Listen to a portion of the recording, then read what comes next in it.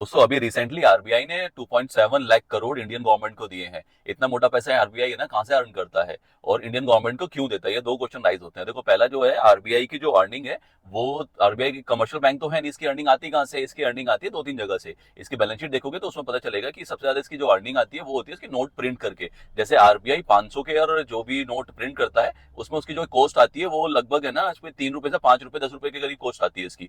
बाकी जो इसका 490 रुपए प्रॉफिट हुआ उससे तो बाहर से गोल्ड परचेज कर रहा है।